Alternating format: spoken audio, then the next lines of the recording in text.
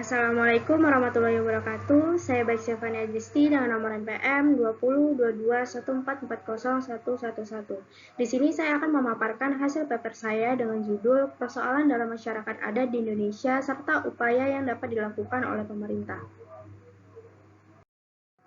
Kesejahteraan masyarakat adat di Indonesia saat ini menjadi isu yang sangat mendesak untuk ditangani.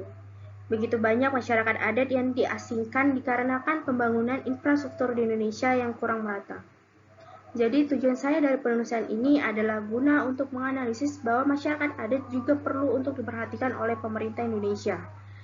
Penulisan ini menggunakan metode penelitian hukum normatif berdasarkan studi literatur yang memanfaatkan bahan hukum primer, sekunder, dan tersier yang dimana persoalan masyarakat adat di Indonesia masih begitu memprihatinkan. Suatu kelompok adat dapat terbentuk sebagai akibat dari perilaku seseorang yang dilakukan dengan cara tertentu dan terus-menerus yang diikuti oleh orang luar dalam jangka waktu yang panjang. Untuk tercapainya ketertiban dan keamanan, masyarakat adat diatur oleh hukum adat dari masing-masing daerah. Bentuk hukum adat itu sendiri adalah tidak tertulis dan hidup dalam masyarakat yang berdampingan dengan hukum nasional yang mengikuti perkembangan zaman. Namun seiring berjalannya waktu, kondisi masyarakat adat semakin memprihatinkan. Hal ini dikarenakan perkembangan zaman menuju dunia baru yang serba digital dan mengakibatkan semua perhatian tertuju pada dunia tersebut sehingga para masyarakat adat terasingkan dan tidak dipedulikan. Masyarakat adat seringkali mengalami masalah-masalah seperti kemiskinan, kesehatan dan gizi yang kurang, pendidikan yang terbatas, serta penghidupan yang tidak layak. Pemerintah Indonesia saat ini berupaya untuk melindungi masyarakat adat melalui Pasal 281 Ayat 3 Undang-Undang Dasar 1945 yang menyatakan bahwa identitas budaya dan hak masyarakat adat wajib dihormati sesuai dengan perkembangan zaman dan peradaban. Jadi di sini saya akan membahas persoalan-persoalan masyarakat adat yang masyarakat adat alami. Yang pertama yaitu persoalan kemiskinan. Jadi persoalan ini dapat terjadi di kalangan masyarakat adat karena pemikiran masyarakat adat yang masih sangat sederhana. Karena untuk menghidupi kehidupan mereka sehari-hari, masyarakat adat ini lebih memilih untuk mengolah hasil alam yang telah ada dan melakukan barter dengan masyarakat adat lainnya untuk mendapatkan bahan makanan mereka.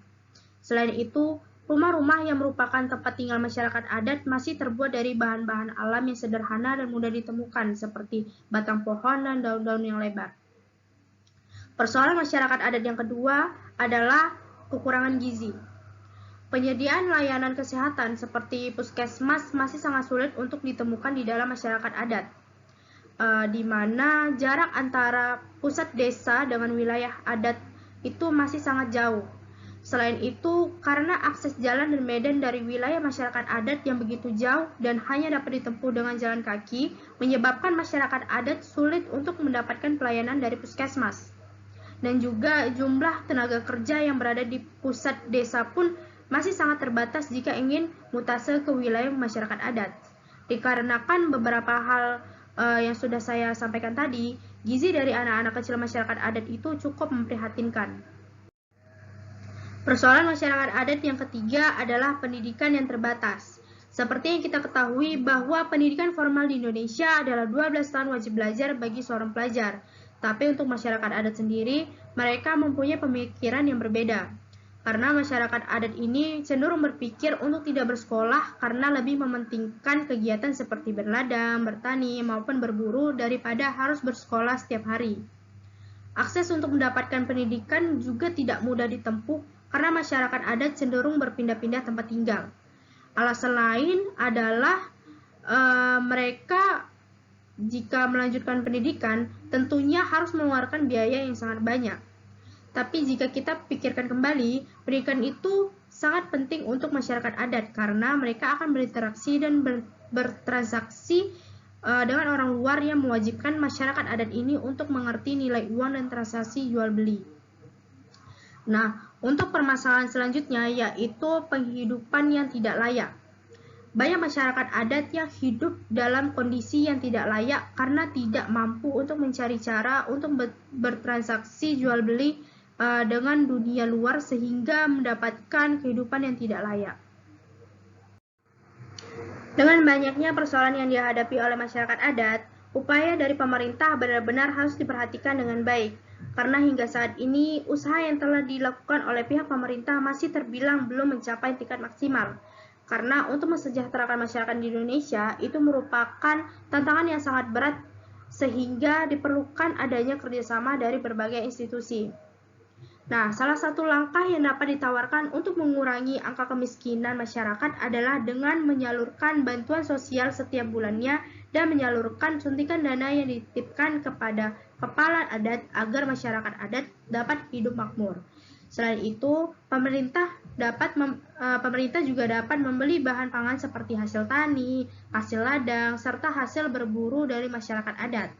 Hal ini dapat meningkatkan kesejahteraan masyarakat daerah dan juga mengurangi pengeluaran negara terhadap barang-barang ekspor. Selanjutnya yaitu upaya yang dapat diterapkan pemerintah dalam menangani kekurangan gizi, yaitu dengan mendekatkan pelayanan kesehatan kepada masyarakat adat sehingga dapat mengurangi biaya transportasi dan juga mampu mempersingkat jarak tempuh menuju pelayanan kesehatan. Upaya ini tentunya harus didukung oleh infrastruktur yang memadai dan sukarelawan dalam jumlah yang cukup. Karena kerjasama antara pihak pemerintah dengan pihak swasta pun perlu diperhatikan agar masalah pelayanan kesehatan masyarakat adat dapat ditangani dengan baik. Nah, selanjutnya kebijakan yang dapat dilakukan oleh pemerintah dalam menangani pendidikan yang terbatas yaitu dengan membangun sekolah yang bukan hanya mempelajari mengenai pengetahuan monoton saja tanpa praktek. Siswa-siswi di dalam lingkungan masyarakat adat itu wajib diberikan kurikulum khusus yang berbeda daripada umumnya. Contohnya seperti kurikulum yang mengajarkan tentang life skills atau keterampilan hidup. Hal ini dikarenakan masih banyak masyarakat adat yang berpikir bahwa pendidikan formal tidak penting daripada keterampilan hidup. Nah, selanjutnya yaitu salah satu cara yang dapat digunakan untuk meningkatkan taraf hidup masyarakat adat yaitu melalui cara pemanfaatan sumber daya alam yang terdapat di lingkungan sekitar. Dengan begitu, akan terbuka peluang untuk menciptakan akses pasar dan memberikan dukungan untuk menambah nilai produk yang dihasilkan. Selain itu, untuk meningkatkan taraf hidup masyarakat adat, peningkatan kemampuan yang sesuai dengan jenis kualifikasi wajib untuk terus diasah sesuai dengan kemampuannya. Usaha jangka panjang yang dapat meningkatkan taraf hidup masyarakat adat adalah dengan melakukan kegiatan ekonomi di pasar yang mampu memberikan keuntungan dan dapat terus berlanjut di masa yang akan datang. Oleh karena itu, sangatlah dibutuhkan sarana transportasi yang memadai di dalam wilayah masyarakat adat agar dapat mencapai dunia luar.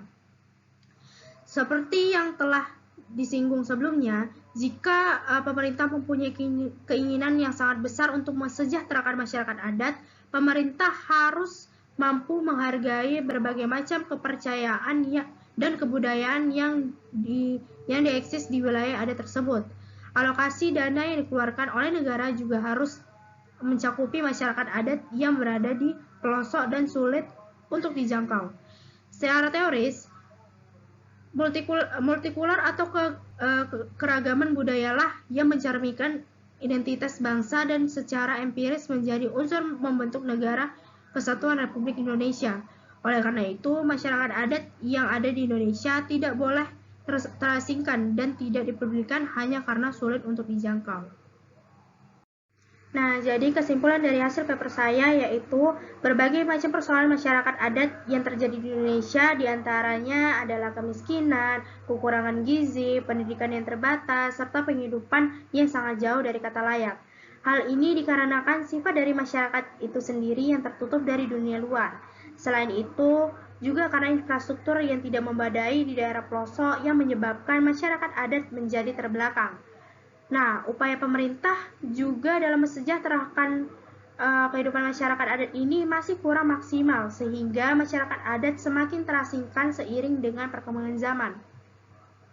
Pemerintah juga memerlukan kerjasama yang sangat erat dengan institusi lain agar dapat mencapai kesejahteraan masyarakat. Sekian dari saya, mohon maaf apabila masih terdapat banyak kurang dari hasil paper saya. Wabillahi taufiq wal hidayah. Wassalamualaikum warahmatullahi wabarakatuh.